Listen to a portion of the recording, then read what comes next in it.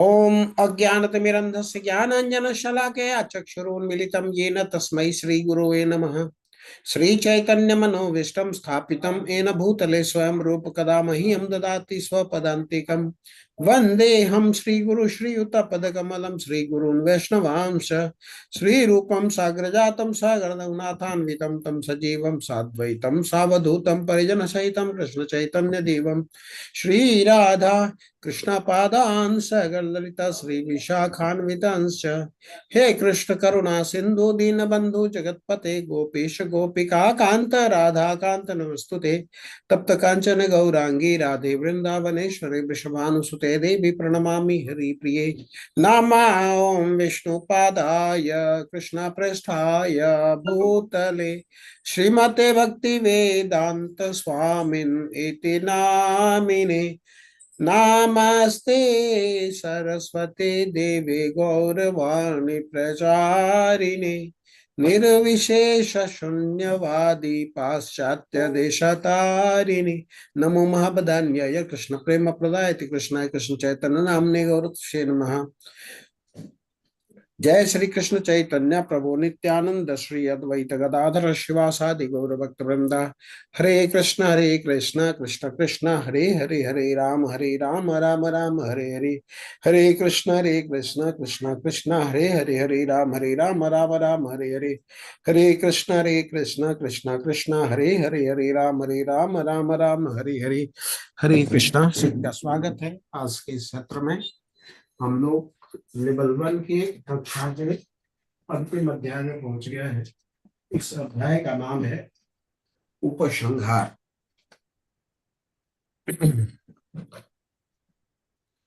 या इसको मोक्ष संन्यास योग भी कहते हैं।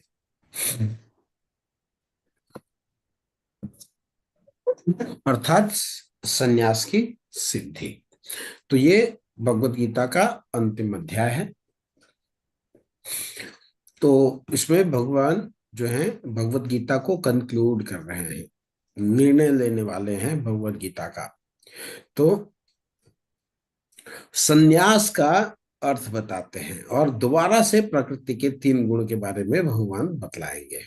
तो वास्तव में संन्यास क्या है वह हम इसमें जानेंगे और भगवत गीता का सार क्या है वह भी हम इसमें समझेंगे। तो इसी के साथ ही हम आगे बढ़ते हैं।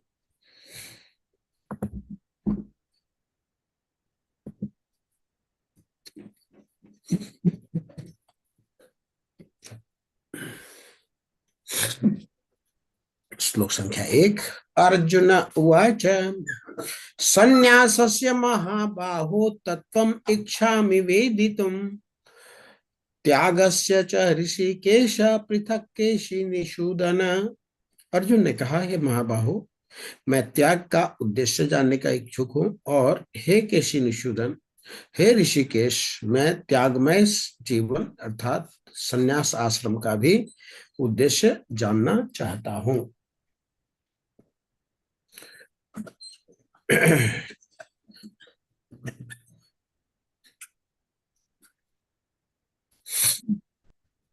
तो त्याग का अर्थ क्या है अर्जुन भगवान से एक बार फिर से पूछ रहा है। अभी भी कई लोगों को लग सकता है कि त्याग का अर्थ है सब चीजों को छोड़ देना और एकांत स्थान में चले जाना। तो अंत में अर्जुन भगवान से दोबारा पूछते हैं कि एक बार भगवान उन्हें पुनः बताएं कि त्याग का वास्तविक अर्थ क्या है। तो भगवान को यहाँ पे केशी निषूदन कहा गया है। भगवान ने केशी नामक असुर का वध किया था। तो ऋषिकेश का अर्थ होता है जो इंद्रियों के स्वामी हो। हरे कृष्णा कृष्णा कृष्णा हरे राम राम हरे हरे। कोई महामंत्र करे 2-3 मिनट।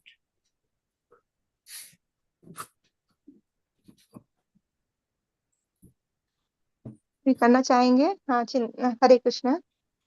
जी प्रभु जी करिए। हरे कृष्ण। अनम्यूट करेंगे श्रवण प्रभु जी। हरे कृष्ण माता जी। हाँ करिए प्रभु जी। बस ऐसे ही कर रहे करना है हैं। प्रभु जी, प्रभु जी के आते तक करना है, ऐसे करते चलें। ठीक है हाँ ठीक है शुरू ठीक। करिए करिए। जय श्री कृष्ण चैतन्य प्रभु नित्यानंद अद्वैत गदाधर श्रीवासादि गौर भक्त वृंद। हरे कृष्णा कृष्णा कृष्ण हरे हरे, हरे राम राम राम हरे हरे। हरे कृष्णा कृष्णा कृष्ण हरे हरे, हरे राम राम राम हरे हरे। हरे कृष्णा कृष्ण कृष्ण हरे हरे, हरे राम राम राम हरे हरे। हरे कृष्णा कृष्ण हरे हरे, हरे राम राम हरे हरे। हरे कृष्णा कृष्ण कृष्ण हरे हरे, हरे राम राम राम हरे हरे। हरे कृष्णा कृष्ण कृष्ण हरे हरे, हरे राम राम राम हरे हरे। हरे कृष्णा कृष्ण कृष्ण हरे हरे, हरे राम राम राम हरे हरे। हरे कृष्णा कृष्ण कृष्ण हरे हरे, हरे राम राम राम हरे हरे। हरे कृष्णा कृष्ण कृष्ण हरे हरे, हरे राम राम राम हरे हरे। हरे कृष्णा कृष्ण कृष्ण हरे हरे, हरे राम राम राम हरे हरे। हरे कृष्णा कृष्ण कृष्ण हरे हरे, हरे राम राम राम हरे हरे। हरे कृष्णा कृष्ण कृष्ण हरे हरे, हरे राम राम राम हरे हरे। हरे कृष्णा कृष्ण कृष्ण हरे हरे, हरे राम राम राम हरे हरे। हरे कृष्णा कृष्ण कृष्ण हरे हरे, हरे राम राम राम हरे हरे। हरे कृष्ण कृष्ण हरे हरे हरे, कृष्णा, हरे बहुत राम सुंदर प्रभु। हरे हरे हरे। कृष्णा, हरे हरे कृष्णा बहुत प्रभु। सुंदर। हरे कृष्णा प्रभु जी। हम कंटिन्यू करते हैं। तो भगवान पुनः एक ही चीज को बार बार पूछ रहा है कि सन्यास क्या है, सन्यास का अर्थ क्या है, और त्याग का अर्थ क्या है। तो भगवान यहाँ पे आगे बताना शुरू करेंगे।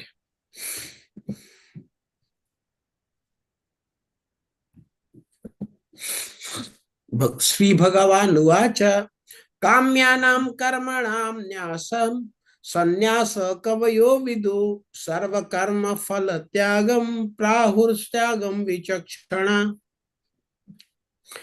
श्री भगवान ने कहा, भौतिक इच्छा पर आधारित कर्मों के परित्याग को विद्वान लोग संन्यास कहते हैं, और समस्त कर्म के फल त्याग को बुद्धिमान लोग त्याग कहते हैं। तो भगवान ने बताया कि सन्यास का वास्तविक अर्थ क्या है। सन्यास का वास्तविक अर्थ सब कुछ छोड़ करके एकांत स्थान में जाना नहीं है। भगवान बोल रहे हैं कि भौतिक इच्छा पर आधारित कर्म जो हमें भौतिकता की तरफ ले जाते हैं, ऐसे कर्म का त्याग सन्यास कहा जाता है। यानी उन कर्म का त्याग करना है जो हमें इंद्रिय तृप्ति का आभास दिलाते हैं। तो उन कर्मों का हमें त्याग करना है, तो वही वास्तव में सन्यास है। तो सन्यास का अर्थ होता है सत धन न्यास।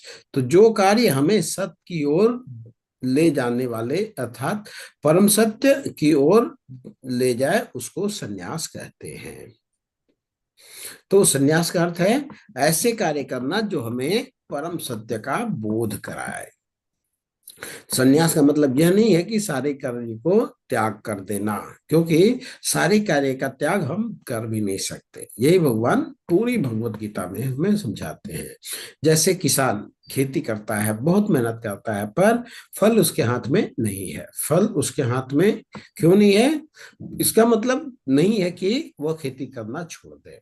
तो हमारा कार्य है कर्म करना, फल से आसक्त होना नहीं, और न ही कर्मों को त्यागना। इस प्रकार फल जो है वो भगवान को अर्पित करते हुए कार्य करना। भगवान बोलते भी हैं भगवत गीता के 3रे अध्याय में, क्या बोलते भगवान, न कर्मणा मनारंभा निष्कर्म्य पुरुषोश्नुते न च संन्यासनादेव सिद्धिर समधि गच्छति। तो कर्मों का परित्याग करके कोई भी मनुष्य रह नहीं सकता।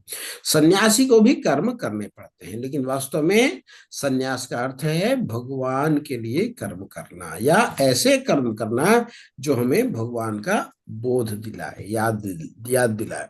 तो उसे सन्यास कहा जाता है।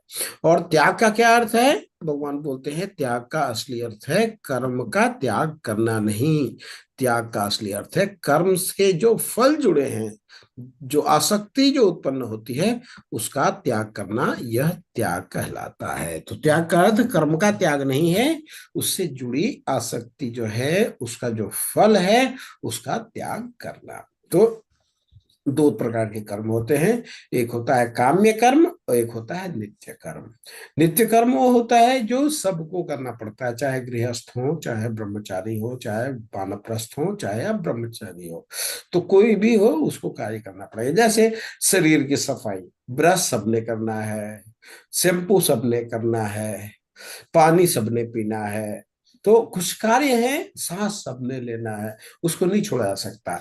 लेकिन जो काम्य कर्म है, जो भौतिकता वाले कार्य हैं, जैसे वेकेशन जाना है क्या, बड़ी गाड़ी खरीदनी है क्या, कुछ और कहीं कुछ प्रोग्राम करना है क्या, ये क्या है, हमारी कामना, हमारी आसक्ति से संबंधित है। तो सन्यासी क्या होते हैं, जो काम्य कर्म हैं, जो कामना से संबंधित कर्म है, उनका त्याग करते हैं। और जो नित्य कर्म है उसको तो कोई भी नहीं त्यागता, उसको नित्य कर्म को करते हैं। और त्यागी कौन है, त्यागी जो है वो नित्य कर्म भी करेंगे, काम्य कर्म भी करेंगे, लेकिन उसका काम का जो फल है, कर्म का जो फल है, वो भगवान को समर्पित कर देते हैं, इसलिए फल का वो त्याग कर देते हैं।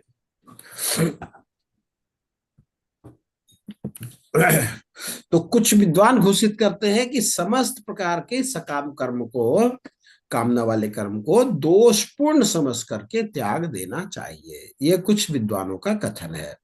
और कुछ विद्वान मानते हैं कि यज्ञ, दान तथा तपस्या के कर्म को कभी नहीं त्यागना चाहिए। तो दो कैटेगरी के विद्वान लोग हैं।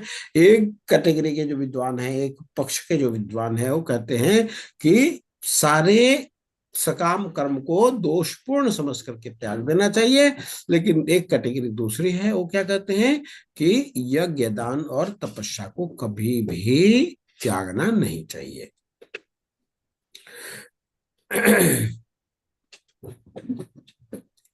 तो कुछ लोग का ये कथन है, कुछ लोग का ये कथन है। तो भगवान क्या बोल रहे हैं, भगवान अपना कंक्लूजन दे रहे हैं। यज्ञ दान तप कर्म न त्याजम कर्ममेव तत्, यज्ञो दान तपश्चैव पावनानि मनीषिणाम।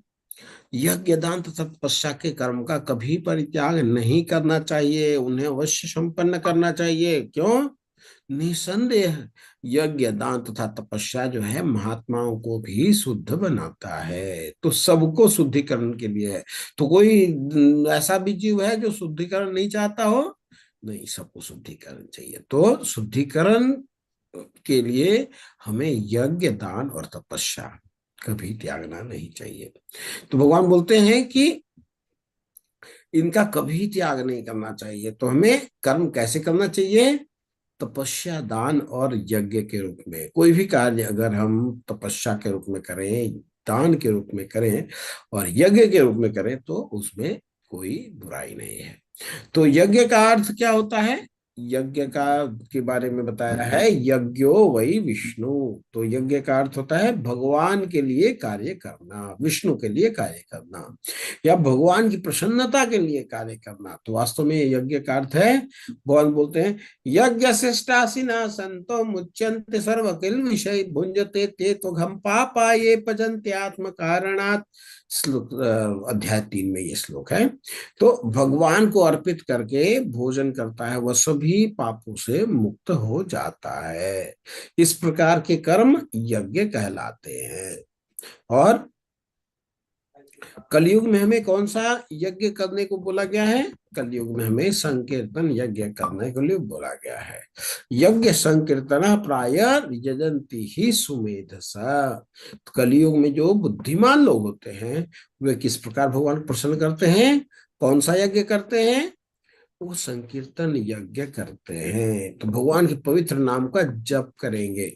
तो इसी प्रकार दान का अर्थ हुआ, दान का अर्थ है सारी चीज भगवान की सेवा में लगाना। क्यों? क्योंकि सभी चीज भगवान की है। ईशावास्यम इदम सर्वम यत्किंच जगत्याम जगत। तो तपस्या का क्या अर्थ होता है? तपस्या का अर्थ होता है कठिन श्रम करना। तो जब हम कठिन श्रम करते हैं अपनी भौतिक इच्छाओं के लिए, तो भौतिक जीवन में तो हमें वही कठिन परिश्रम भगवान के लिए किया जाता है, तो उसे तपस बोला जाता है। तपस्या इस प्रकार हमें इस प्रकार के कर्मों का कभी भी परित्याग नहीं करना चाहिए। और पिछले अध्याय में भी हमने देखा था कि यज्ञ, दान और तपस्या में कैसे करना है, ओम तत्सत की भावना से करना होता है। जब हम कोई भी कार्य को ओम तत्सत की भावना में भगवान को समर्पित कर देते हैं तो फिर हमें बंधन नहीं लगता। आगे भगवान बताते हैं, एतान्यपि तु कर्माणि संयम त्यक्त्वा फलानि च कर्तव्यानीति में पार्थ निश्चितम मतम उत्तमम। इन सारे कार्यों को किस प्रकार की आसक्ति या फल की आशा के बिना संपन्न करना चाहिए। हे प्रथापुत्र, इन्हें कर्तव्य मानकर संपन्न किया जाना चाहिए, यही मेरा अंतिम मत है। तो अंत में भगवान बोल दिए कि कोई भी कर्म नहीं त्यागे, सारे कर्म आप कर्तव्य मानकर करना है। तो भगवान बोलते भी हैं, यज्ञ अर्थात कर्मणो अन्यत्र कर्म बंधना। तो अगर हम इंद्रिय तृप्ति के लिए कर्म करते हैं, चाहे वे अच्छे कर्म हो या फिर बुरे कर्म हो, उनमें क्या होगा, संसार में बंधन उत्पन्न होते हैं। तो तदर्थम कर्म कौन्तेय मुक्त संग समाचार।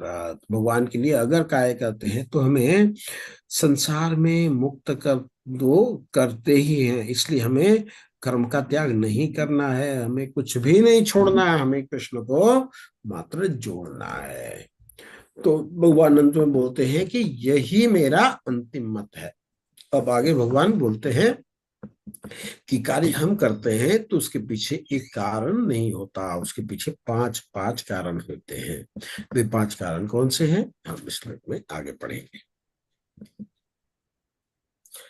हे महाबाहु अर्जुन, वेदांत के अनुसार समस्त कर्मों की पूर्ति के लिए पांच कारण हैं।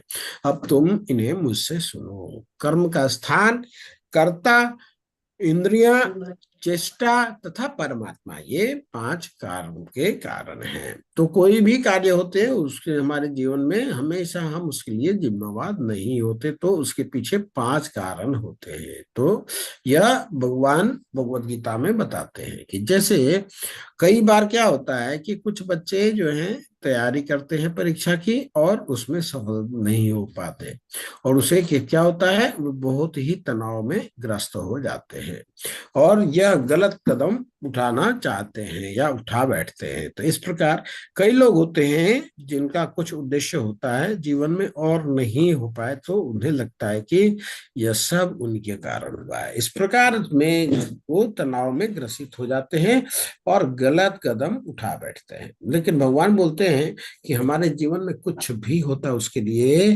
केवल हम जिम्मेवार नहीं हैं।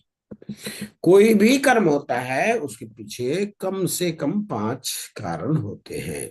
सबसे पहले है कर्म का स्थान। तो आपको समझने के लिए एक परीक्षा का उदाहरण देते हैं।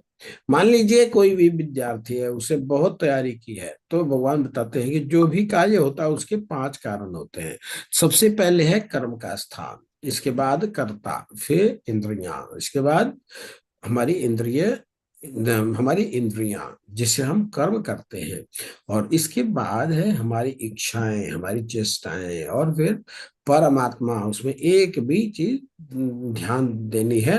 मान लीजिए आपको कोई बिल्डिंग बनानी है, तो सबसे पहले क्या होता है, हमें एक जमीन का टुकड़ा चाहिए, एक जमीन होती है, वह कर्म का स्थान। इसके बाद कर्ता होता है। कर्ता कौन है, वहां जो लोग कार्य करते हैं, श्रमिक लोग, इंजीनियर लोग, वह क्या है, कर्ता है। इसके बाद इंद्रियों से कार्य करते हैं, फिर उनकी चेष्टा होती है कि किस प्रकार से उनका डिजाइन करना है, कैसे मैन्युफैक्चरिंग करना है, तो बिल्डिंग को किस तरह बनाना है, यह भी उसमें। लेकिन एक चीज और है जिसे हम इंक्लूड करना प्राय भूल जाते हैं, जिसे कहते हैं परमात्मा। तो हमें तो चार ही चीज पता थी, पांचवा जो भगवान हमें बताते हैं वो क्या है, परमात्मा।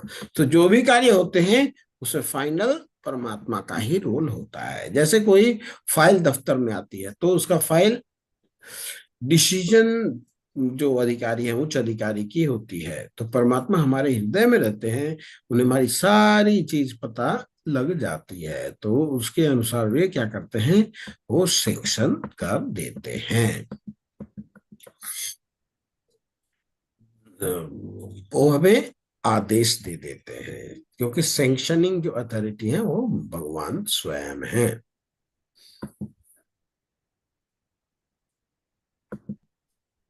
हम्म,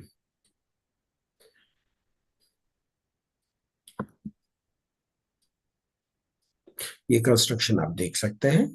ये ऐसे ऐसे हर कार्य को संपादन उसके अनुसार होता है। आगे बढ़ते हैं।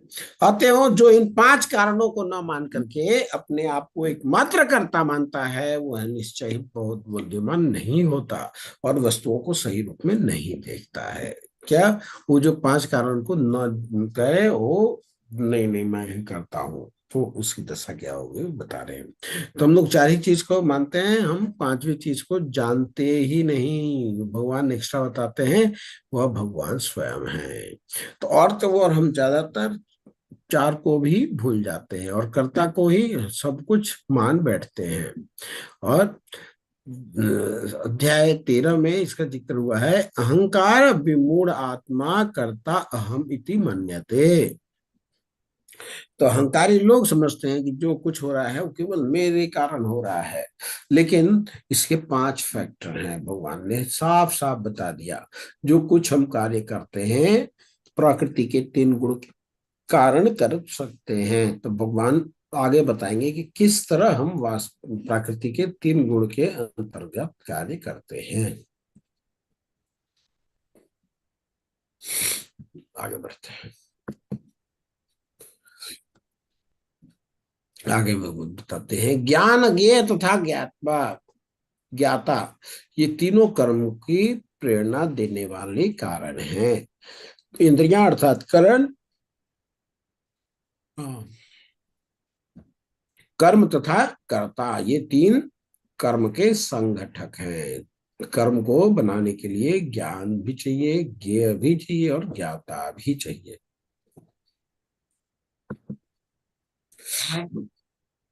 अब जैसे प्रकृति के 3 गुण के बारे में बताए थे, तो प्रकृति के 3 गुण के अनुसार ज्ञान, कर्म और कर्ता के 3 भेद हैं। अब इन्हें सुनो, क्या बोलते हैं भगवान 20वें श्लोक में, जिस ज्ञान से अत्यंत अनंत रूपों में विभक्त सारे जीवों में एक ही अविभक्त आध्यात्मिक प्रकृति देखी जाती है और उसे तुम सात्विक जानो। फिर राजसी के बारे में बताते हैं, जिस ज्ञान से कोई मनुष्य विभिन्न शरीरों में भिन्न भिन्न प्रकार का जीव देखता है, उसे तुम राजसी जानो। और वह ज्ञान जिससे मनुष्य किसी एक प्रकार के कार्य को, जो अति तुच्छ है, सब कुछ मानकर सत्य को जाने बिना उसमें लिप्त रहता है, वो तामसी कहा जाता है। तो क्या बोल रहे हैं, जब सात्विक क्या है कि जिस ज्ञान से अनंत रूपों में विभक्त सारे जीव एक ही अविभक्त अर्थात परमात्मा के रूप में दिखाई दे, उसको सात्विक कहा जाता है। राजसिक वो अपने इच्छा के अनुसार वो तब्दीली करता है, और तामसिक, तामसी एकदम उल्टा कार्य करता है। अनहोनी को होनी कर दे, होनी को अनहोनी, इनका ये फिलॉसफी होता है।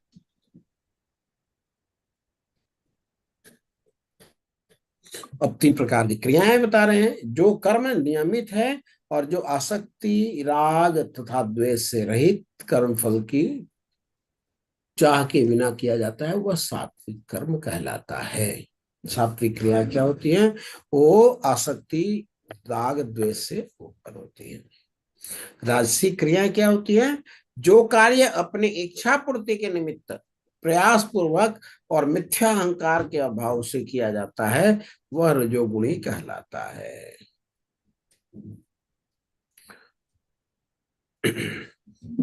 और तमोगुणी, जो कर्म मोहवश शास्त्रीय आदेश की अवहेलना करके तथा भावी बंधन की परवाह किए बिना या हिंसा तथा अन्यों को दुख पहुंचाने के लिए किया जाता है, वह तामसी कहलाता है। तो तामसी क्रिया जो किसी को दुख पहुंचाने के लिए होता है। हमारे यहाँ लाइट नहीं आ रहा है तो पड़ोसी का बल्ब फोड़ दो, तो इससे बड़ी प्रसन्नता होती है।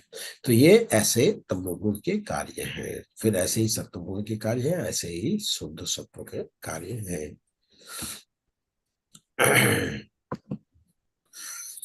प्रकृति के गुण के आधार पर तीन प्रकार के श्रमिक, मतलब जो कार्य को संपादन करता है उसके बारे में बता रहे भगवान। जो व्यक्ति भौतिक गुण के संसर्ग के बिना अहंकार रहित संकल्प उत्साह पूर्वक अपना कर्म करता है, सफलता तथा असफलता में अविचलित रहता है, वह सात्विक कर्ता कहलाता है। तो सात्विक कर्ता हमने देखा। अब राजसिक कर्ता, राजसिक कर्ता कैसे हैं? वो जहां मन बनेगा वहां ठीक, जहां मन बना नहीं उसको त्याग पत्र ले लिया, छोड़ दिया। फिर भगवान बताते हैं लेकिन वह कार्य करता जो अपने श्रम के फल से जुड़ा हुआ है, जो जोश से उसका आनंद लेता है, जो लालची, ईर्ष्यालु और अपवित्र है, और खुशी और संकट से आगे बढ़ना चाहता है, जो उसके प्रवृत्ति की एक कार्य करता है। ये इस प्रकार से। फिर अब जो तमोगुणी श्रम है उसके बारे में भगवान क्या बोलते हैं? जो करता सदा शास्त्र के आदेश के विरुद्ध कार्य करता रहता है, जो भौतिकतावादी, हठी, कपटी तथा अन्यों का अपमान करने में पटु है, और जो आलसी, सदैव खिन्न तथा काम करने में दीर्घ सूत्री है, वह तमोगुणी कहलाता है। क्या बोलते हैं भगवान? कि वो भौतिकतावादी, हठी और कपटी, अन्य को अपमान करने में पटु होता है। हरे कृष्णा। आप लोग अपने को म्यूट रखें। तो वो उल्टी चीज को देखता है, तो जिसको अच्छा चीज बुरा लगे, बुरा चीज अच्छा लगे, तो वो तमोगुणी करता है। रजोगुणी हमारे लाभ का है तो अच्छा है, हमारे नुकसान का है तो हम नहीं सुनेंगे, वो रजोगुणी। सात्विक इस कंसिडरेशन से ही दूर हो गया।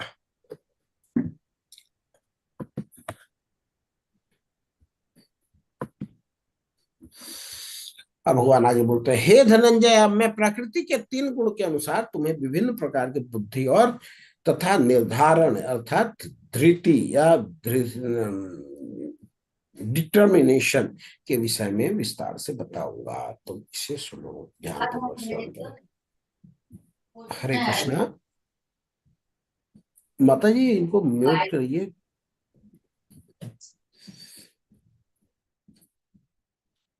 ठीक हरे है। कृष्णा।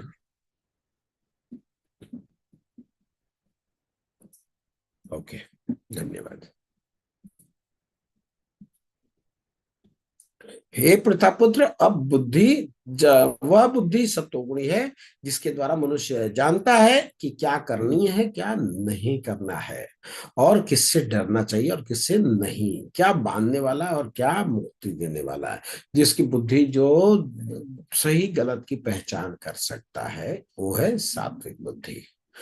और राजसी बुद्धि, राजसी बुद्धि वैसे ही है, जो हमारे फल का काम होगा वो तो मेरे को समझ में आएगा, जो मेरे फायदे का चाहे काम नहीं होगा वो मेरे समझ में नहीं आएगा। तो यह है रजोगुणी। भगवान बताते हैं, हे प्रतापुत्र, जो बुद्धि धर्म तथा अधर्म, करणीय तथा अकरणीय कर्म में भेद नहीं पाती, वह राजसी है। तो ऐसे लोग क्या करेंगे?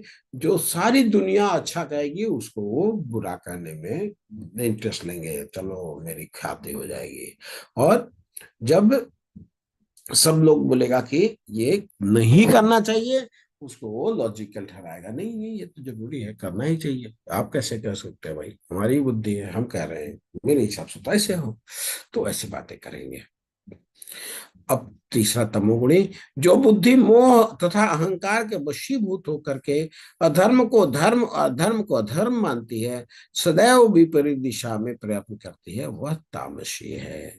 तो हमें इस प्रकार से लक्षणों के अनुसार हमें समझना होगा कौन राजसिक है, कौन तामसिक है और कौन सात्विक है। प्रकृति के तीन गुण के आधार पर तीन प्रकार के धृति या निर्धारण कैसे अपने डिसीजंस को अगला ले पाता है, उसके बारे में भगवान बताते हैं। हे पार्थ, यह निश्चय जो अटूट है, जो योग साधना द्वारा निरंतरता के साथ है, और इस प्रकार मन, जीव और इंद्रियों के कार्यों को नियंत्रित करता है और सात्विक तरीके से किया जाता है, संपन्न किया जाता है। राजसी के बारे में क्या बोल रहे हैं? लेकिन हे अर्जुन, जिस धृति और निश्चय से मनुष्य धर्म और तथा काम के फल में लिप्त बना रहता है वह राजसी है। फिर भगवान बोलते हैं, हे पार्थ, जो धृति अर्थात निश्चय, स्वप्न, भय, शोक,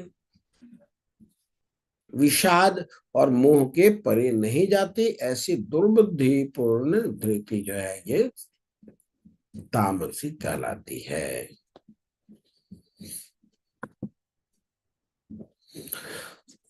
अब 3 प्रकार की खुशियों के बारे में भगवान बताते हैं। जो आरंभ में विष जैसा लगता है, अंत में अमृत के समान है, और जो मनुष्य में आत्म साक्षात्कार जगाता है, वह वास्तविक सात्विक सुख कहलाता है। तो हम सात्विक सुख किस गुणों के आधार पर है, ये हम पढ़ेंगे। तो पहले से प्रारंभ में बीस जैसा लगेगा। जैसे एथलीट होते हैं, वो क्या करते हैं, 3 बजे उठ करके प्रैक्टिस शुरू करते हैं, खूब प्रैक्टिस करते हैं, खूब चलते हैं, खूब दौड़ते हैं। वो क्या है, वास्तव में ये कष्टकारी तो है, लेकिन जब उनको प्रोफेशनल प्ले में भेजा जाएगा, जब वो वहां से मेडल लेके आएंगे, तो उन्हें खुशी मिलेगी। तो शुरुआत में दुख, बाद में खुशी, इसको बोलते हैं सात्विक सुख। अब राजसिक सुख, राजसी सुख मतलब कि वो शुरुआत में तो अच्छा लगेगा, बाद में तकलीफ देगा। शुरुआत में कैसे, कि मान लीजिए कोई सिगरेट पी रहा है, या कोई फिर और कुछ धूम्रपान में लगा हुआ है, या फिर कुछ और अभक्ष्य भोजन करता है, मीट मछली जो अभक्ष्य वो सब अगर करता है, तो उसकी क्या होगी, वो शुरुआत में तो अच्छा लगता है, बाद में तकलीफ देती है। मिर्च वगैरह चटपटा खा लिए, खूब खा लिए, सुबह जब स्टूल पास करते हैं तो तकलीफ होती है। तो शुरुआत में तो अमृत, बाद में विष। पहला था सात्विक, उसमें पहले विष, बाद में अमृत। अब तीसरा, तथा जो सुख आत्मा साक्षात्कार के प्रति अंधा है,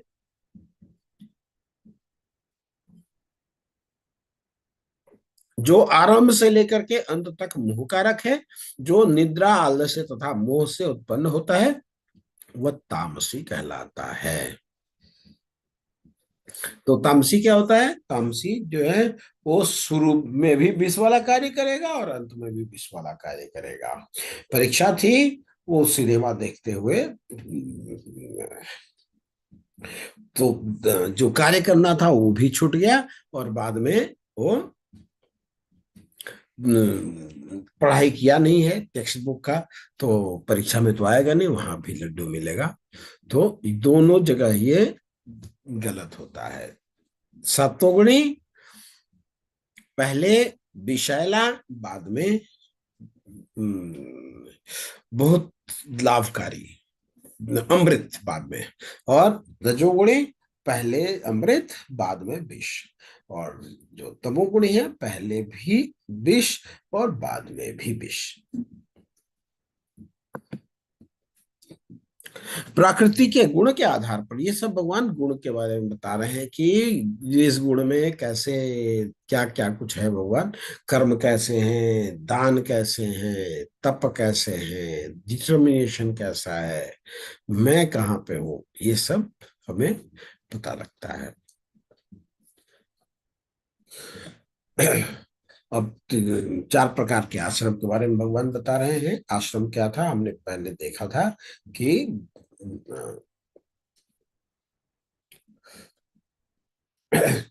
4 प्रकार के आश्रम होते हैं, ब्राह्मण, क्षत्रिय, वैश्य और शूद्र। तो भगवान इसका एक्सप्लेन कर रहे हैं, क्या बोलते हैं, क्षमा दमा तपः शौचम शांति आर्जवमेव च ज्ञान विज्ञान आस्तिक्यम ब्रह्म कर्म स्वभावजम। शांति, प्रियता, आत्म संयम, तपस्या, पवित्रता, सहिष्णुता, सत्यनिष्ठा, ज्ञान विज्ञान तथा धार्मिकता, ये सारे स्वाभाविक गुण हैं जिनके द्वारा ब्राह्मण कार्य करते हैं। तो कितने गुण हो गए? 1 2 3 4 5 6 7 और 8। तो 8 चीज जानते हैं तो आपको ज्ञानी कहा जाएगा। तो आप ब्राह्मण के ब्राह्मण आश्रम में आपको आपका जो कैरेक्टरिस्टिक है ब्राह्मण आश्रम से मिलता जुलता है। इसके बाद क्षत्रिय के क्या गुण हैं? शौर्य तेजो धृति दाक्ष्यम युद्धे च अपलायनम दानम ईश्वरम भावश्च छात्र कर्म स्वभावजम वीरता शक्ति संकल्प दक्षता युद्ध में धैर्य उदारता तथा नेतृत्व ये क्षत्रियों के स्वाभाविक गुण हैं।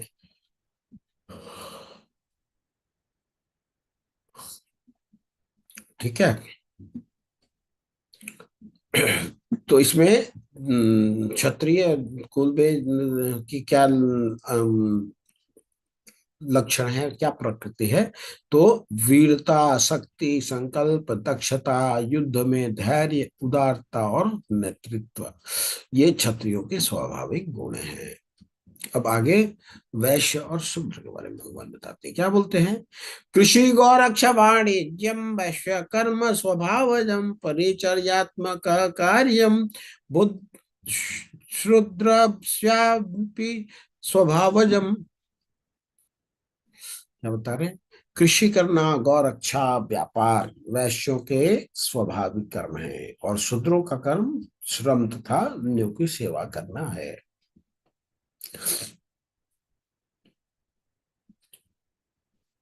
तो यहाँ पे देख लिया कि 42 में ब्राह्मण समुदाय के कर्म के बारे में बताया था। 43 नंबर श्लोक में क्षत्रिय के गुण बताए थे। उसमें पहले वाले में तो 1 2 3 4 5 6 7 8 गुण बताए थे। इसके बाद में 1 2 3 4 5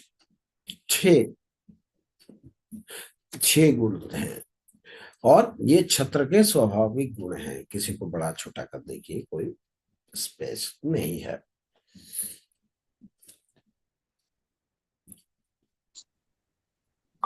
हरे तो ये कृष्णा प्रभु जी। हरे कृष्ण भैया। प्रभु जी ये 9 है जो ब्राह्मण के है ना? हाँ हाँ, तो 1 9। 2 3 4 5 6 7 8 और 9 ये धार्मिकता 9 है माता। जी धार्मिकता। हाँ और इसी तरह से और वो राजसी मतलब क्षत्रिय के 7 हैं इसमें। 7 गुण है जी। वीरता शक्ति संकल्प दक्षता युद्ध में धैर्य उदारता और नेतृत्व। जी जी प्रभु जी। वैश्य में 3 गुण, कृषि जी गौरक्षा और वाणिज्य व्यापार ये वैश्यों में स्वाभाविक कर्म है। और शुद्र मात्र एक है, वो क्या है? श्रम करना अन्य की सेवा करना। शूद्र परिचर्यात्मकम कर्म शूद्रस्यापि स्वभावजम। शूद्र का स्वभाव है आज्ञा का पालन करना और ये बहुत बड़ा गुण है, बहुत बड़ा गुण है। क्योंकि आज के दिन में सब आज्ञा देना चाहते हैं, लेना कोई नहीं चाहता। तो ये शूद्र की जो जैसे पैर पैर सोचे कि मैं प्लानिंग करूं तो कर सकता है क्या? नहीं कर सकता। पैर की क्या सेवा है? पैर की सेवा है पूरे शरीर को एक जगह से दूसरी जगह ले जाना। ये बहुत बड़ी सेवा है। और ब्राह्मण क्षत्रिय वैश्य को बहुत सारे नियम का पालन करना होता है।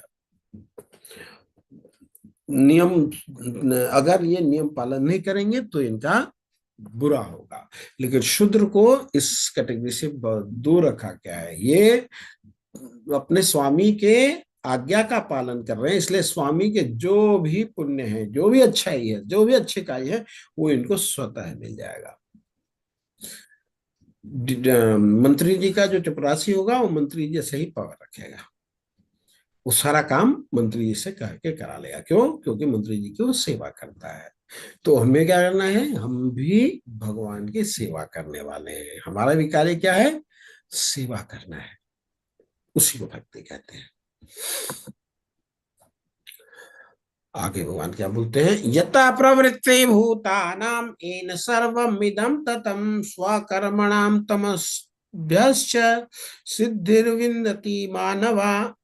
जो सभी प्राणियों का उद्गम है, सर्वव्यापी है, उस भगवान की उपासना करके मनुष्य अपना कर्म करते हुए पूर्णता प्राप्त कर सकता है। लिख तो, भगवान की उपासना में किसी एक का अधिकार नहीं है, सबका अधिकार है। पिता है, सबके पिता हैं, और सब पुत्र का अधिकार है उनकी सेवा में। तो देखिए, भगवान के लिए कर्म कर रहा है ब्राह्मण, क्या कर रहा है, भगवान के लिए कर्म कर रहा है, ज्ञान दे रहा है। क्षत्रिय क्या है, क्षत्रिय अपने सीमा की सुरक्षा कर रहा है। वैश्य क्या है, वैश्य जो अभाव है उसको दूर कर रहा है। जहां पे टमाटर बहुत ज्यादा हुए, वहां से ले जाकर के वहां बेचेगा जहां टमाटर कम हुए। तो उससे क्या होगी, पब्लिक की सेवा होगी। जिसको एक के पास सड़ रहा था, बदबू मारने वाला था, बीमारी फैलाने वाला था, दूसरा बेचारे के पास है ही नहीं, तरस रहा था, उसको देखने को नहीं मिला। तो वैश्य क्या करते हैं, वैसे जहां बहुत आया था वहां से खरीद लेते हैं, और जहां कम है वहां जाकर के बेच देते हैं। और शूद्र, शूद्र परिश्रम करते हैं, आज्ञा का पालन करते हैं। भगवान बोलते हैं, श्रेयान स्वधर्मो विगुणा पर धर्म अनुतिष्ठितात स्वभाव नियतम कर्म कुर्वन्नाप्नोति किल्बिषम। अपने वृत्ति परक कार्य को करना, चाहे वह कितना ही त्रुटिपूर्ण ढंग से क्यों न किया जाए, अन्य किसी के कार्य को स्वीकार करके करने और अच्छी प्रकार करने की अपेक्षा अधिक श्रेष्ठ है। अपने स्वभाव के अनुसार निर्दिष्ट कर्म कभी भी पाप से प्रभावित नहीं होते। जैसे मान लीजिए कोई स्टूडेंट है और जाकर के कुछ और काम करने लग गया, तो क्या होगा, उसका अपना काम छूट जाएगा। भगवान क्या बोल रहे हैं कि अपने वृत्ति पर, डॉक्टर है, डॉक्टर का कार्य क्या है, पेशेंट को ठीक करना। वो बोले कि मैं पॉलिटिक्स करूंगा, तो क्या हुआ, ये गड़बड़ हो गई। तो वो पॉलिटिक्स में हो सकता है अच्छा एक्सेल करे, लेकिन फिर भी वो उसके वृत्ति पर कार्य नहीं हुए। जैसे यहाँ पे आप चित्र देख सकते हैं, यहाँ पे एक सुपरवाइजर बोल रहा है, first to climb the tree wins. वो जीतेगा जो सबसे पहले पेड़ पे चढ़ जाएगा। तो अब सोचे कोई हाथी कि मैं पेड़ पे चढ़ जाऊं तो और फर्स्ट आ जाऊं, तो होने की चीज है नहीं। क्यों, क्योंकि इसका वृत्ति पर कैसा है नहीं कि पेड़ पे चढ़ जाए। कबूतर पेड़ पे चढ़ेगा तो चढ़ पाएगा, नहीं चढ़ पाएगा। पेंगुइन चढ़ना चाहेगा चढ़ जाएगा, नहीं चढ़ पाएगा। चढ़ेगा तो बहुत प्रयास परिश्रम करना पड़ेगा। मछली मछली अटेम्प्ट कर सकता है पेड़ पे चढ़ना, नहीं कर सकता है। कुत्ता वो भी नहीं कर सकता है, लेकिन बंदर आसानी से कर सकता है। तो क्यों, इसकी वृत्ति है पेड़ पर चढ़ने वाली। तो हमें वृत्ति परक कार्य करना चाहिए, चाहे वो अच्छा हो या बुरा हो। अगर बहुत परफेक्शन से भी नहीं किया जाए तो भी वो लाभकारी होता है। जो आत्म संयमी तथा अनासक्त है एवं जो समस्त भौतिक भोग की परवाह नहीं करता, वह संन्यास के अभ्यास द्वारा कर्म फल की मुक्ति की सर्वोच्च सिद्धि अवस्था प्राप्त कर सकता है। तो कर्म फल से मुक्ति की जो सबसे उच्च अवस्था है वो क्या है, समस्त भौतिक भोग की परवाह नहीं करते हुए कार्य करना।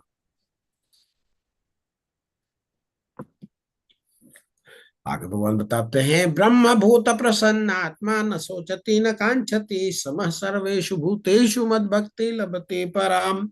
तो जो ब्रह्म भूत अवस्था में आया, जिस प्रकार जो दिव्य पद पर स्थित है, वह तुरंत पर ब्रह्म का अनुभव करता है। और क्या करता है, पूर्णतया प्रसन्न हो जाता है। वह न कभी सोचता है, न कोई आकांक्षा करता है, इच्छा करता है।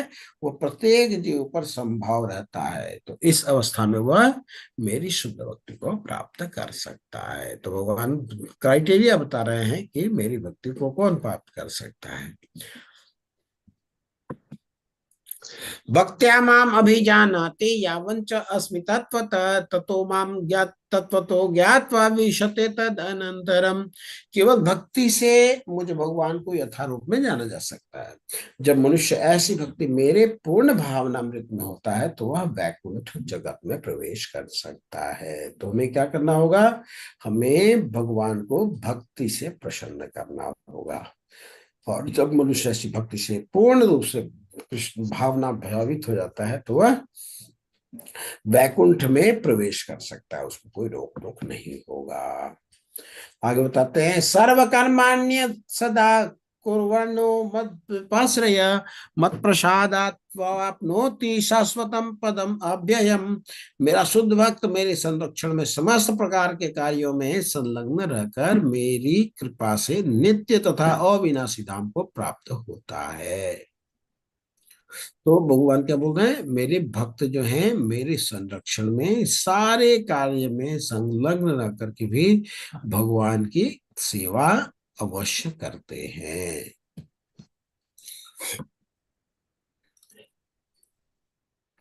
इसके बाद भगवान बोलते हैं, मत चित्त सर्व दुर्गाणी मत प्रसादा तरिष्यसि अथ चेत अहंकारान श्रोष्यसि विनश्यसि। यदि तुम मुझसे भावना भावित होगे तो मेरी कृपा से तुम बद्ध जीवन के सारे अवरोधों को लांघ जाओगे। लेकिन ये तुम मिथ्या अहंकार बस ऐसी चेतना में कर्म नहीं करोगे और मेरी बात नहीं सुनोगे तो तुम विनष्ट हो जाओगे। बहुत बड़ा क्लियर बता रहे हैं। ईश्वर सर्वभूतानां हृदय देश अर्जुन तिष्ठति भ्राम्यान सर्वभूतानि यंत्र आरूढ़ानि मायया। हे अर्जुन, परमेश्वर प्रत्येक जीव के हृदय में स्थित है और भौतिक शक्ति से निर्मित यंत्र में सवार की भांति बैठे समस्त जीवों को अपनी माया से घुमा रहे हैं या भरमा रहे हैं।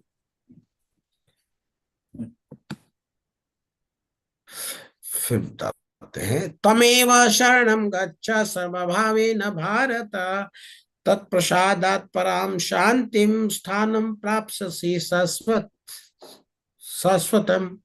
हे भरत, सब प्रकार से उसी की शरण में जाओ और उसकी कृपा से तुम परम शांति को तथा परम नित्य धाम को प्राप्त करोगे। तो भगवान बोल रहे हैं, डिक्लेयर कर देते हैं, तमेव शरणं गच्छ सर्वभावेन भारत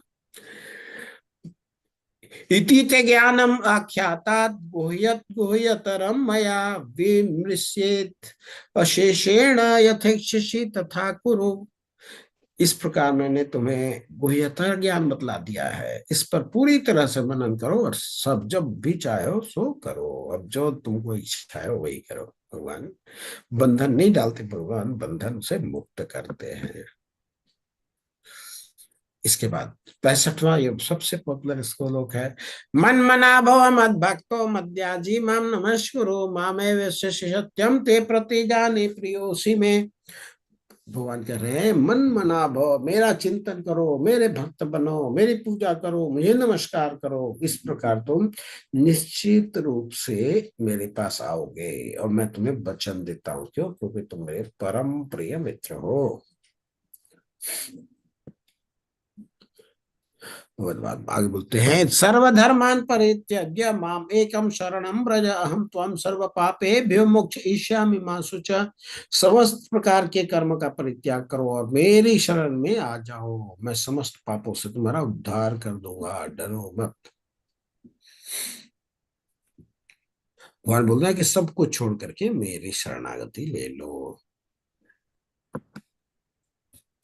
इदं ते न तपस्कायं नाभ्यक्त्या कदाचन न च शुश्रूषुरेवांच न च माम यो अभ्यसूयति। क्या बोल रहा है?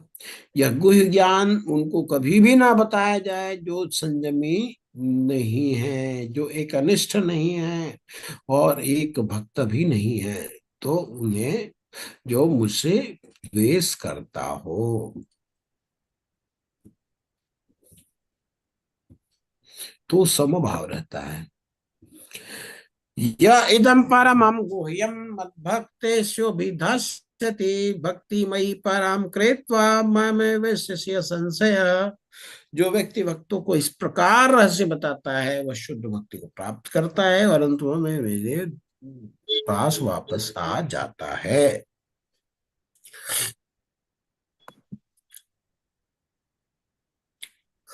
आगे वो बताते हैं, न च तस्मात् मनुष्येषु कश्चिन में प्रिय कृतमा भविताम न च मे तस्मात् अन्य प्रियतरो भुवि।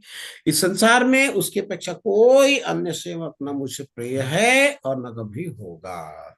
जो भगवान की सेवा करते हैं वो सबसे बड़े।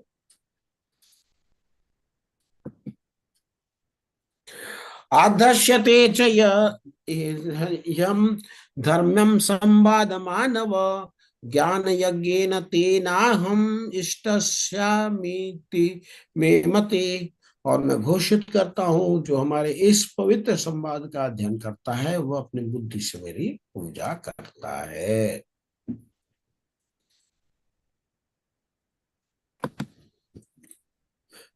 आगे भगवान बोलते हैं, श्रद्धावान अनसूयश्च शृणुयादपि चो नरः सो अपि मुक्तम शुभान लोकान प्राप्य पुण्य कर्मणाम।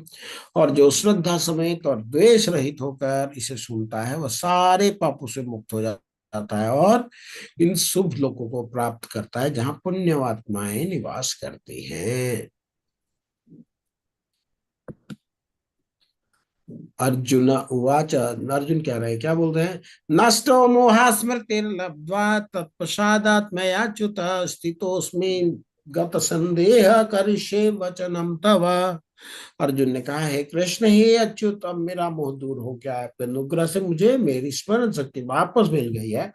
अब मैं संशय रहित तथा दृढ़ हूँ और आपके आदेश के अनुसार कर्म करने के लिए मैं उद्यत हूँ। अब जो कहिए मैं वही करूंगा।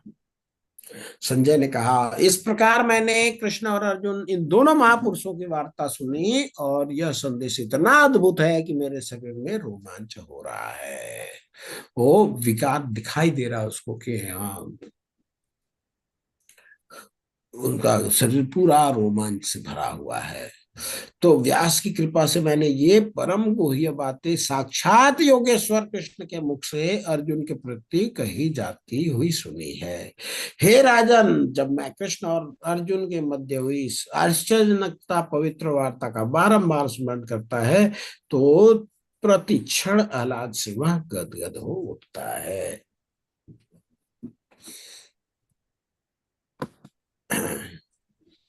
श्लोक संख्या 78। यत्र योगेश्वरः कृष्णो यत्र पार्थ धनुर्धरः यत्र त्रिविषयर्भूति ध्रुवानि तिर्मतिर्मम। जहाँ योगेश्वर कृष्ण है, जहाँ परम धनुर्धर अर्जुन है, वही ऐश्वर्य, जीवन, अलौकिक शक्ति तथा नीति भी निश्चित रूप से रहती है। ऐसा मेरा मत है, भगवान बता रहे हैं। कोई प्रभुपाद जी कैसे पढ़ेंगे?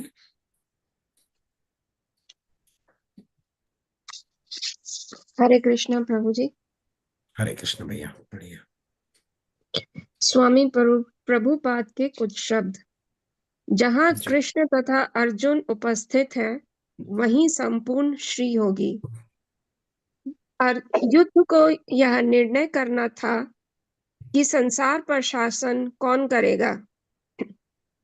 संजय ने भविष्यवाणी की कि सत्ता युधिष्ठिर के हाथ जाएगी, क्योंकि वे न केवल पुण्य आत्मा तथा पवित्र आत्मा थे, अपितु वे कठोर नीतिवादी थे। उन्होंने जीवन भर कभी असत्य भाषण नहीं किया था। भगवत गीता से हम यह समझ सकते हैं कि ज्ञान तथा ध्यान द्वारा अपनी अनुभूति एक विधि है, लेकिन कृष्ण की शरणागति सर्वोच्च सिद्धि है। यह भगवत गीता के उपदेशों का सार है। पूर्ण कृष्ण भावना भावित होकर भक्ति में कृष्ण की शरणागति गुह्यतम उपदेश है। यही 18वें अध्याय का सार है। भगवत गीता में 5 प्रमुख विषयों की व्याख्या की गई है: भगवान, भौतिक प्रकृति, जीव, शाश्वत काल तथा सभी प्रकार के कर्म। सब कुछ भगवान कृष्ण पर आश्रित है। जीव अपने मूल रूप में शुद्ध आत्मा है। यह परमात्मा का एक परमाणु मात्र है। चूंकि सारे जीव कृष्ण की तटस्थ शक्ति हैं, अतएव उनका संसर्ग भौतिक शक्ति अपरा या आध्यात्मिक शक्ति परा से होता है। दूसरे शब्दों में जीव भगवान की पराशक्ति से है, अतएव उसमें किंचित स्वतंत्रता रहती है। इस स्वतंत्रता के सदुपयोग से ही वह कृष्ण के प्रत्यक्ष आदेश के अंतर्गत आता है और अपनी सामान्य दशा को प्राप्त होता है। हरे कृष्णा प्रभु जी। हरे कृष्ण भैया, बहुत सुंदर पढ़ा। तो प्रभुपाद जी बताते हैं, जहां भगवान कृष्ण और अर्जुन उपस्थित है वहीं संपूर्ण शरीर होगी। ऐसा क्यों कह रहे हैं? क्योंकि जहां पे भगवान रहेंगे वहां भक्त जरूर रहेंगे। भगवान भक्त से अलग नहीं होते। जहां राम जी होंगे वहां हनुमान जरूर होंगे। और भगवान और भक्त दोनों हैं, वहां पे संपूर्ण शरीर होगी। युद्ध को यह निर्णय करना था कि संसार पर शासन कौन करेगा, कौन पक्ष शासन करेगा। तो संजय ने भविष्यवाणी की कि सत्ता युधिष्ठिर के हाथ जाएगी। क्यों? वे न केवल पुण्यात्मा तथा पवित्र आत्मा थे, अपितु वे कठोर नीतिवादी भी थे। उन्होंने जीवन भर कभी भी असत्य भाषण नहीं किया था। तो एक मोरालिटी होनी चाहिए राजा बनने की। उससे क्या होगा? अगर मोरालिटी में परफेक्ट राजा होगा तो शिष्य जो उनकी प्रजा है वो भी अच्छे अच्छे कर्म करेगी। क्यों?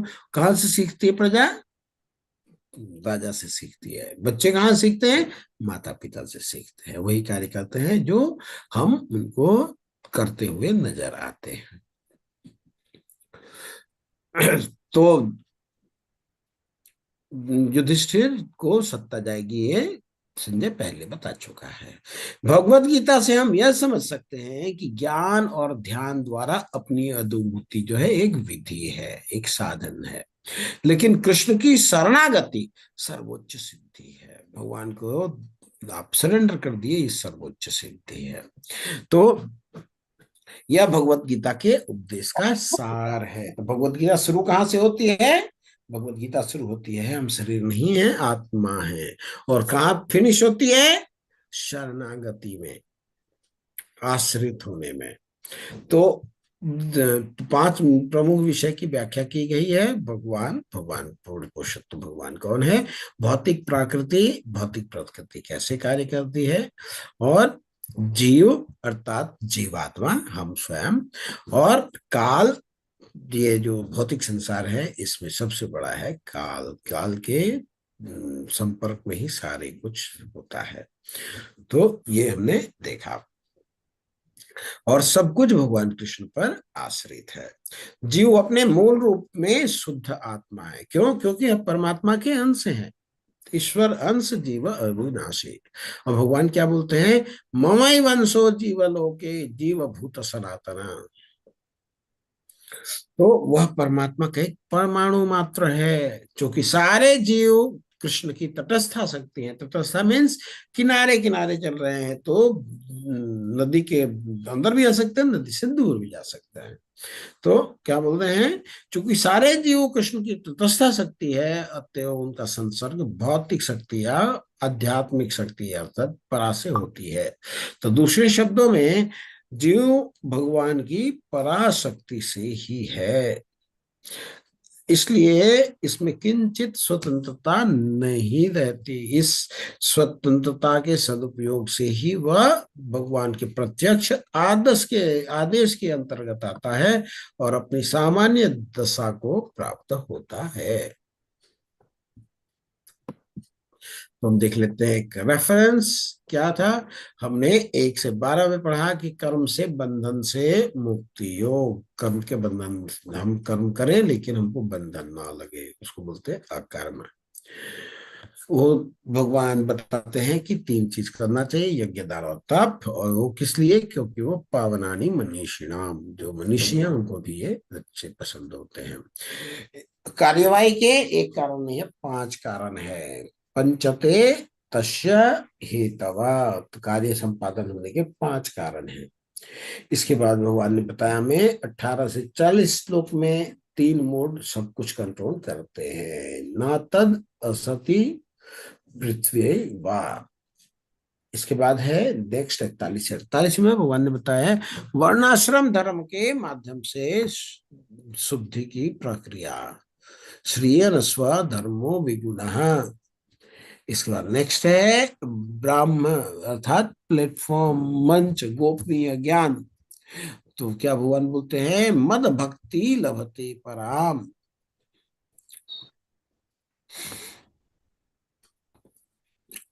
इसके बाद 56 से 66 में भगवान बताते हैं शुद्ध भक्ति अर्थात कृष्ण चेतना में कार्य। भगवान बोलते हैं सर्वधर्मान परित्यज्य माम एकम शरणम व्रज।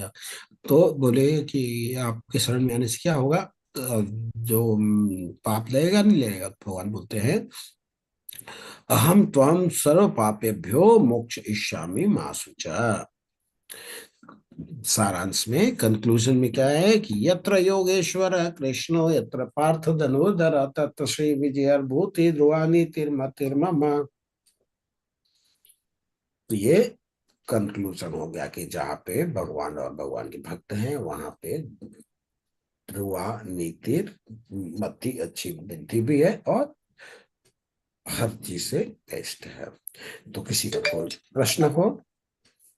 बहुत ध्यान पूर्वक श्रवण करने के लिए आपको बहुत बहुत धन्यवाद। किसी का कोई प्रश्न है, कोई मंतव्य है या संशोधन है तो आप बता सकते हैं।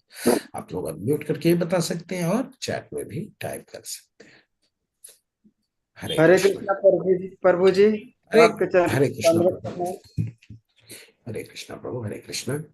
प्रभु जी मेरा प्रश्न ये है कि 18 दिन का अध्याय ध्यान पूर्वक आप बहुत अच्छे से समझाए हैं और हमें समझ में बहुत अच्छी तरह आया है। तो आज तो मतलब ये अध्याय हमारा मतलब सफर ये वाला मद् भागवत गीता का ये आज मतलब लास्ट हो गया। तो प्रभु जी अभी मतलब इसके आगे का क्लास और भी है कुछ क्या कि हमारा ये यही मतलब कि अंतिम हो रहा है? तो अच्छा ये म्यूट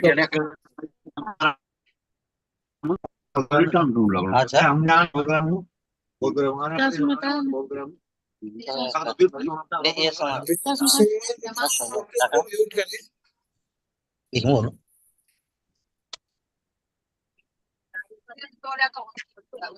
वीरेंद्र दत्त सेमवाल प्रभु, आप अपने को म्यूट रखें प्लीज। जी प्रभु जी ऐसा है जी, ऐसा है जी श्रवण कुमार प्रभु जी जी प्रभु जी। कि हमने जो अभी यात्रा करी वो लेवल 1 की यात्रा करी। लेवल 1 में हमने एक एक श्लोक नहीं पढ़े, ठीक है ना। जी हमने बीच बीच से मान लीजिए 40-45 श्लोक है तो हमने 15-20-25 ऐसे श्लोक पढ़े, जिससे हमें भगवत गीता का प्रवाह पता लग गया कि कैसे ये गुजर रहा है, किसके बाद कौन क्या कर रहा है और दोनों के कहने का क्या अभिप्राय है। हमने मोटा मोटी महाराज भगवत गीता समझा है अभी, ठीक है। जी और इस भगवत गीता का आपसे जो एक्सपेक्टेशन है, हमें जो दिलचस्पी है उसमें ये है कि आपने ध्यान पूर्वक कक्षा सुनी, आप क्विज कंप्लीट कीजिए और एक राउंड मैंने एक माला जप का आप प्रयास कीजिए। आप आदत बनाइए। इसमें कई लोग हैं जो 16 माला भी करते हैं लेकिन हाँ कई प्रभु लोग जी। एक माला भी नहीं करते। तो हमें सबको साथ चलना है, एक कम से कम करना है, ठीक है। ये दो जब रिक्वायरमेंट फुलफिल करते हैं वो लेवल 2 में चले जाते हैं, ठीक है। लेवल 2 में सेम भगवत गीता पढ़ाई होगी। उसमें क्या होगा कि हम एक एक श्लोक को लेंगे, ठीक है प्रभु। हरे कृष्ण सोमवार प्रभु जी। प्रभु जी को आप प्लीज म्यूट कर दे माता जी। गुरु जी प्रणाम। हरे प्रभु जी प्रणाम। हरे कृष्णा मैया, एक सेकंड आप वेट करें मैया, और मैं श्रवण प्रभु जी को रिप्लाई कर लूं, अच्छा ठीक है मैया। ठीक है। तो लेवल 2 होएगा। वैसे ही लेवल 2 में भी आपके लिए क्वेश्चंस होंगे, क्विज होंगे, उसको फुलफिल करना होगा। वो फुलफिल करेंगे और आपसे प्रार्थना कही जाएगी कि आप 4 माला का राउंड भी करें। और धीरे धीरे ये 18, 20, 25 दिन तक चलेगा। जब एक एक श्लोक लेंगे तो थोड़ा टाइम लगेगा और आपका 4 माला भी पूरा हो जाएगा, तो आपकी अभ्यास हो जाएगी। फिर लेवल 3 करेंगे, लेवल 4 करेंगे। ये भगवान की वाणी है, ये खत्म होने वाली चीज नहीं है। हम जी इसको प्रभु जी, और अच्छे से अध्ययन करते जाएंगे। ठीक है जी प्रभु? प्रभु जी, प्रभु जी यही हरे जानना था कृष्ण। कि हमारा आपका सफर यहीं तक मतलब खत्म तो नहीं ना हो जाए, नहीं क्योंकि नहीं नहीं नहीं हमें नहीं नहीं, आगे भी जाना है, बहुत हम आगे साथ जाना में है ना। वैकुंठ तक जाएंगे प्रभु। जी ठाकुर प्रभु जी जी। ने चाहा तो हम साथ में वैकुंठ तक जाएंगे। हरे कृष्ण, हरे कृष्ण।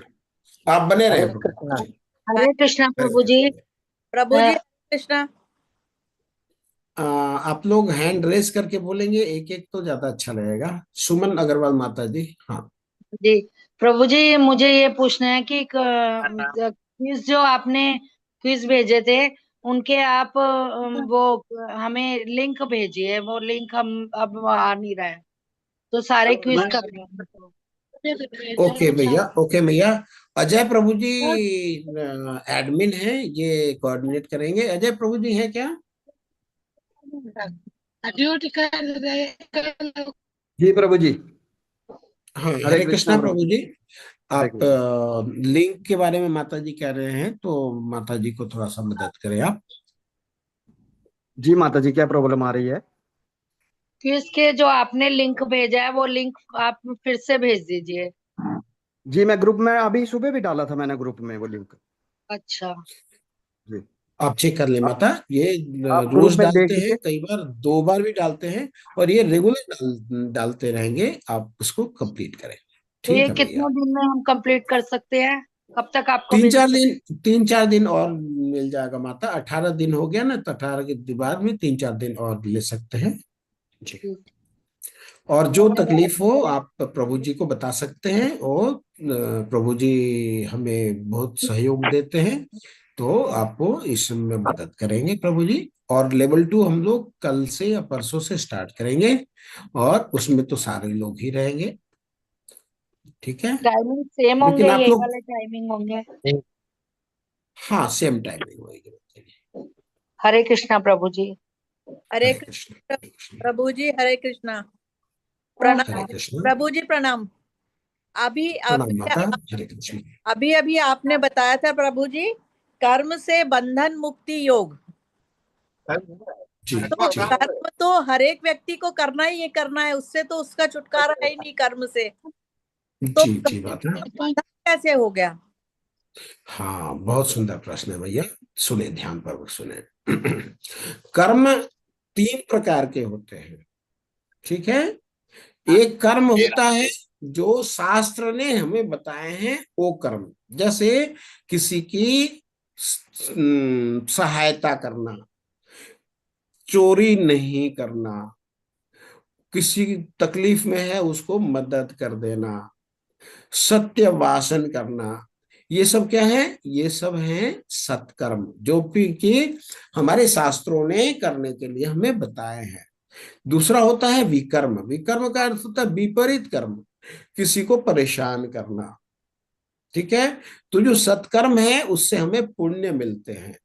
पुण्य मिले मीन्स कर्म का बंधन हुआ, हमने अच्छे कर्म किए, भगवान ने हमें समृद्धि दे दी। हमने बुरे कर्म किए, भगवान ने हमें कष्ट दे दिए। और तीसरा कैटेगरी का कर्म होता है माता, जो जिसको बोलते हैं अकर्म। अकर्म मीन्स आध्यात्मिक कर्म, भगवान के लिए कर्म। जैसे अगर हम किसी को मारते हैं, ठीक है, तो हमें पुलिस पकड़ के ले जाती है। लेकिन जो सैनिक हैं हमारे देश के, वो अगर दूसरे देश के लोगों को अगर पीटते हैं, गोली मारते हैं, तो वो किसके लिए कार्य कर रहे हैं? अपने लिए नहीं कर रहे हैं, वो सरकार के लिए कर रहे हैं। तो सरकार उसका जिम्मा लेती है। तो वैसे ही अगर हम भगवान के लिए कार्य करेंगे तो वो जिम्मेदारी भगवान की हो जाती है, और हमें बंधन नहीं लगता। तो हमें कौन से कर्म करने हैं जिससे हम बंधन से मुक्त होंगे? आपको भगवान के लिए कर्म करना है, भगवान के लिए भोग बनवाना है, भगवान का नाम का जप करना है, ये सब तो कर्म है, लेकिन कर्म का फल नहीं है। ठीक है, बंधन नहीं है, मुक्ति के तरफ ये कर्म हमें ले जाते हैं। ठीक है मैया। जी धन्यवाद। धन्यवाद। हरे कृष्ण भैया, हरे हरे कृष्ण भैया। गिरिजा कुमारी माता जी, आप अपने को अनम्यूट हरे करें। कृष्णा प्रभु जी। हरे कृष्ण भैया। प्रभु जी, आपका जो क्विज करने का है, तो आपका अभी 7 बजे लिंक है, और ये जी सेम जी हम कर भैया। रहे हैं, क्लास कर रहे हैं, सुशील प्रभु जी से कर रहे हैं सेम क्लास हम दोपहर में 3 बजे। तो हाँ क्विज तो हाँ दोनों का सेम रहेगा ना प्रभु जी? 18 दिन का आपका भी, 18 दिन का उनका हाँ भी है। हाँ हाँ हाँ हाँ हाँ फर्स्ट डे भैया, है हाँ भैया। तो सेम एक ही ना जी दोनों जी चीज जी। रहेगा? हाँ एक ही रहेगा भैया, तो क्विज एक एक ही ही है। एक लेवल वन करते का हैं, एक ही तो क्विज, दोनों को जाएगा। लेवल वन का क्विज एक ही है। हाँ, तो उनका भी लेवल 1 है, आपका भी लेवल 1 है, तो जी वही एक जी कर लेंगे, जी। हो जाएगा। हाँ हाँ बिल्कुल भैया, ठीक है, बिल्कुल। हरे कृष्णा प्रभु जी। हरे आज कृष्ण आज भैया। 3 किए थे, एक अध्याय, बहुत 2 अध्याय, सुंदर, 3 अध्याय तक किए थे। बहुत सुंदर भैया, बहुत कल सुंदर। ज्यादा कर रहे हैं, आज पहला दिन था इसलिए थोड़ा परेशानी हुआ थोड़ा सा। जी कल से जी समझ जी। में आ जाएगा। बहुत आनंद आएगा भैया, करते रहिए। हरे कृष्णा। शालिनी सिंह माता जी, हरे कृष्णा। हरे कृष्णा प्रभु जी। हरे कृष्ण भैया, धन रत्न। प्रभु जी, एक श्लोक में वो 67 वाले में जो आपने बताया कि भगवान से द्वेष करना, तो आज के जमाने में भगवान से द्वेष कैसे हो सकता? मतलब हर कोई जानता है कि भगवान से तो नहीं कर सकते, तो इसका मतलब कुछ और मीनिंग है क्या? कौन सा चैप्टर की भैया? जी अभी अभी जो 67 नंबर था कि 18 अध्याय का 67 श्लोक ना? जी जी, यह गुह्य ज्ञान उनको कभी भी न बताया जाए जो न तो संयमी है, न एकनिष्ठ है, न भक्ति में रत है, और न ही उसे जो मुझसे द्वेष करता हो। जी जी जी जी। भैया, द्वेष करने वाले बहुत सारे लोग हैं जो भगवान से ईश्वर। द्वेष करते हैं। जी प्रभु जी, जैसे बहुत सारे दूसरे लोग धर्म। जी। नहीं माता सुनिए आप, मैं प्रश्न समझ गया, अब मैं जवाब देता हूँ, तो आप बताइएगा कि आपका प्रश्न का सॉल्यूशन मिला नहीं मिला, फिर और प्रयास करेंगे भैया। जैसे दुर्योधन, दुर्योधन को भगवान ने सब कुछ बता दिया, लेकिन वो भगवान की बात माना नहीं माना, वो क्या करता था? भगवान से द्वेष करता था। ठीक है, हम जी। भी भगवत गीता में कितने लोग आते हैं, ये पब्लिकली सब लोगों को रजिस्टर तक करते हैं, 150 लोग। अभी कितने लोग हैं क्लास में? 18-19 लोग हैं। लोगों ने सुना, लेकिन उनको द्वेष हुआ, अरे कृष्णा कृष्णा कृष्णा, बार बार ये आदमी का नाम ले रहा है, वो भी आदमी हम भी आदमी। तो क्या अगर होती है, भाव द्वेष का होता है। और जब भगवान से हम द्वेष करते हैं ना, तो हम मनुष्य से भी द्वेष करने लग जाते हैं। फिर बात हुई थी ना कि जो तमोगुणी कर्म करते हैं, सत्वगुणी कर्म करते हैं, क्या करते हैं कि हमारे लाइट नहीं आ रहा हमारे घर में, हम बगल वाले का बल्ब फोड़ देंगे, लाइट होएगा तो भी जलेगा नहीं। उससे क्या होगा? हमें प्रसन्नता मिलेगी। ये क्या है? पड़ोसी के प्रति हमारा द्वेष है। तो ये छोटे छोटे द्वेष करके ये बड़े द्वेष में कन्वर्ट हो जाते हैं। तो भगवान ऐसा नहीं है कि उनके ऊपर कृपा नहीं करना चाहते, भगवान उनके ऊपर भी कृपा करना चाहते हैं। लेकिन भगवान कहते हैं कि द्वेषी को जितना आप बोलोगे ना, वो उतना चिढ़ेगा। आप नहीं बोलोगे तो हो सकता है 4 दिन बाद उसकी इच्छा हो कि मुझे भी भगवत गीता सीखना है। लेकिन द्वेषी आदमी को आप बोलिएगा ना, सीख ले भाई भगवत गीता, बोलेगा तुम्हें क्या दिक्कत है, मैं नहीं सीखना चाहता। फिर वो आपसे जिद करेगा और 4 महीना हाथ नहीं लगाएगा भगवत गीता को। तो भगवान ये नहीं कह रहे हैं कि उससे मुझे नफरत है, मेरे बारे में ना बताओ उसको। भगवान कह रहे हैं कि उसका नफरत बढ़ ना जाए। ठीक है भैया। जी। भगवान कहते हैं, मैं श्लोक निकालता हूँ भैया, एक सेकंड में। 67। हाँ, यह गुह्य ज्ञान उनको कभी भी न बताया जाए जो न संयमी है।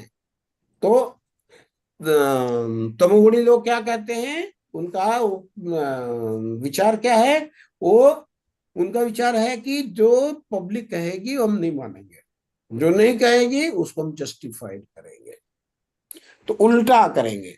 तो वो संयमी नहीं है। लोग बोलेंगे संयम करना चाहिए, नहीं मैं नहीं करता। अब बताओ क्या कर लोगे, जो एकनिष्ठ ना हो, जो भक्ति में रत ना हो, ना ही उसे जो मुझसे द्वेष करते हैं। तो इन लोगों को प्रति भगवान की कोई दुर्भावना नहीं है, क्योंकि इनकी दुर्भावना है और उस दुर्भावना बढ़ ना जाए इसलिए भगवान मना कर रहे हैं। ठीक है भैया। जी जी प्रभु जी। हरे कृष्णा। जी प्रभु जी। प्रभु जी, तो इसका मतलब मुझसे द्वेष कर रहे हैं, इसका मतलब जो श्री कृष्ण से द्वेष कर रहे हैं। जी जी जी जी, श्री कृष्ण से द्वेष कर रहे हैं, बिल्कुल बिल्कुल। कई बालक होते हैं, माता पिता के कई बालक होते हैं, सोसाइटी में आप भी रह रहे हैं, आप भी देख रहे हैं। कई बोलेंगे कि मैं नास्तिक हूँ, या फिर बोलेंगे नहीं मैं पापा को तो नहीं मानता। तो पापा को नहीं मानता कहने का अभिप्राय ये है कि भगवान पापा से कोई संबंध नहीं रखना चाहता। तो पापा उनको सहायता भी करते हैं, तो बोलते हैं बोलना नहीं कि मैंने दिया है, बोलना अंकल ने दिया है। भगवान जी ये वैसे ही कह रहे हैं। ठीक है भैया। जी जी। तो वो लोग भले ही किसी और भगवान में विश्वास रख रहे हैं, लेकिन कृष्ण में नहीं विश्वास रखते हैं, इसीलिए बोल रहे हैं कृष्ण की जो मुझसे मतलब कृष्ण रूप से जो द्वेष हाँ कर रहे हैं। हाँ हाँ हाँ, जी जी प्रभु जी। जी प्रभु जी, धन्यवाद प्रभु जी। धन्यवाद भैया। और किसी का प्रभु कोई जी, प्रश्न हो? हाँ हरे कृष्णा प्रभु बोलिए। एक चीज पूछ रहा था कि जो हम दूसरे क्लास मतलब 18 दिन के बाद जो अभी दूसरा क्लास होगा स्टेज 2, उसका कैसे हम ज्वाइन होंगे उसमें? आप ग्रुप में बने रहे प्रभु, आपको लिंक मिलती रहेगी, उसी में ज्वाइन करना है। क्या प्रभु जी? इसी ग्रुप में आपको मैसेज मिलते रहेंगे, इसी लिंक से जैसे आज तक जुड़े रहे वैसे ही जुड़े रहेंगे प्रभु। अच्छा ओके प्रभु जी, ठीक है, धन्यवाद। हरे कृष्णा। हरे कृष्णा प्रभु हरे कृष्णा। और किसी का कोई प्रश्न हो? हरे कृष्णा कृष्णा कृष्णा हरे हरे कृष्णा। हरे हरे राम कृष्णा कृष्णा कृष्णा कृष्णा हरे हरे हरे। गिरिजा मैया आप अपने को म्यूट करके करें जब करें। ठीक है। और किसी का कोई प्रश्न नहीं है तो कक्षा को विराम देंगे।